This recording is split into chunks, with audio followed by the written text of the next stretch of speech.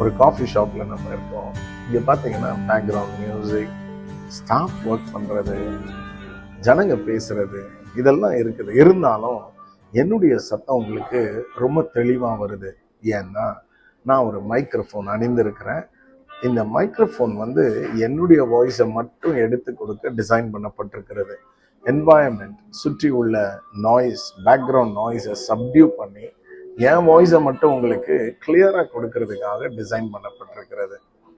நீங்களும் நானும் கூட அப்படிதான் டிசைன் பண்ணப்பட்டிருக்கிறோம். எல்லா சத்தத்தின் மத்தியிலும் தேவனுடைய சத்தத்தை கேட்க, ஐடென்டிஃபை பண்ண தேவன் நமக்குள் ஒரு திறனை வைத்திருக்கிறார். ஆனா நம்ம கவனிக்கிறது இல்லை.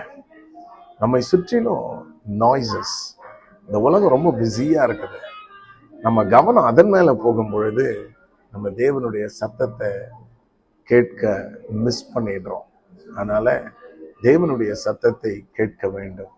God never screams above the noise.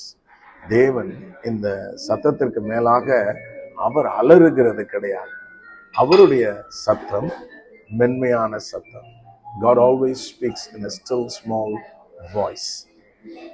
நாம் கவனிக்கும் பொழுது தேவனுடைய சத்தத்தை கேட்கலாம். ஆகவே இன்றைக்கு உங்களை நான் என்கரேஜ் பண்ண விரும்புகிறேன். நம்மை நடத்துகிற, நம்மை ஆசீர்வதிக்கிற அவருடைய சத்தத்திற்கு நாம் செவி சாய்க்க வேண்டும். நாம் கவனிக்க வேண்டும். அதை கவனிக்க நேரம் கொடுக்க வேண்டும். கர்த்தர் உங்களை ஆசீர்வதிப்பாராக. தகப்பனே, இதை பார்க்கிற ஒவ்வொருவருடைய வாழ்விலும் உங்களுடைய கரம் வெளிப்படட்டும், ஆசீர்வாதங்கள் வெளிப்படட்டும். உங்களுடைய சத்தத்தை கேட்கிற, அதன்படி செய்கிற ஒரு பாக்கியம் உண்டாகட்டும். குடும்பங்களை ஆசீர்வதியும், சமாதானமும் சந்தோஷமும் செழிப்பும் சுகமும் உண்டாகட்டும். இயேசுவின் நாமத்தில் பிதாவே, ஆமென். God bless you.